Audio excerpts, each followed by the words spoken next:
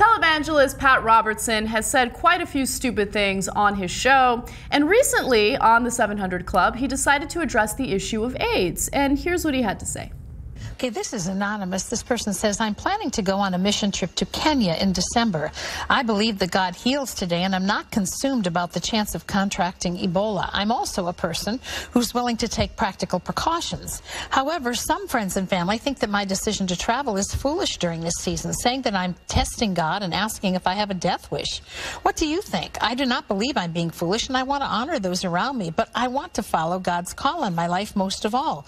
Do you think there are undue risks that we do not know about and the dangers are higher than perceived here in America? Not in Kenya. You might get AIDS in Kenya. The people have AIDS. You got to be careful. I mean, the towels can have AIDS. This man just said that the towels have AIDS. So if you know anything about HIV or AIDS, it is not transmitted through using the same toilet seat or through using the same towels. And that's the kind of ignorance that leads to ridiculous fear-mongering and paranoia in any society, and it makes me sick to my stomach. Bria, what do you think? Make your point. Yeah, I just wanted to say that it's not the 80s. People do not perceive that you get HIV from toilet seats, mosquitoes, handshakes, and hugs.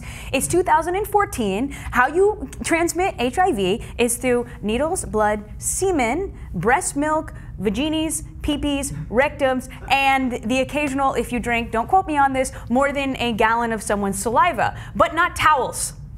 Not towels. Wow. So I didn't know it had to be a gallon of saliva. That's actually, you just actually educated me, so that's great. Don't quote me on the exact number. All right, Chrissy.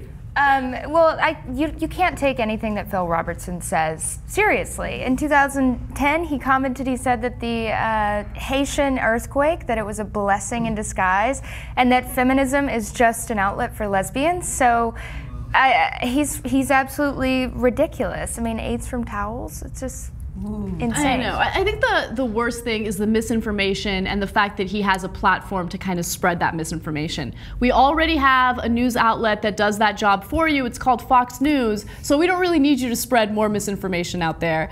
Here's the question for the story. Describe the most ignorant person you've ever had to deal with. Are you guys noticing a theme on today's show? It's like the shit-talking show. We're going back and we're venting about people from our past. Chrissy, let me start with you. Yes, there was a girl from Mississippi that I went to high school with who was the most ignorant and homophobic person I've ever met.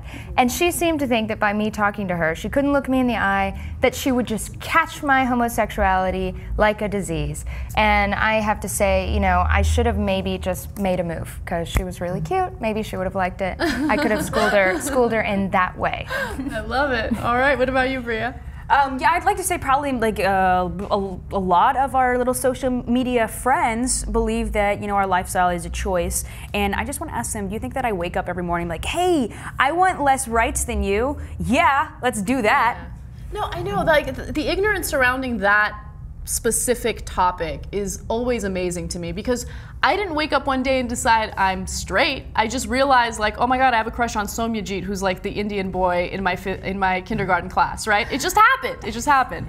But anyway, yeah, I actually agree with you a lot, Bria. You know, being a public figure and getting constant feedback from the show, you get a lot of really great criticism and great feedback from some of your viewers, and then you deal with a lot of ignorance as well. So you'll research a topic, it'll be well researched, you'll be well read on it, and you'll report it, and then someone who has absolutely no idea what they're talking about comes back at you with, no, actually it works out this way. No.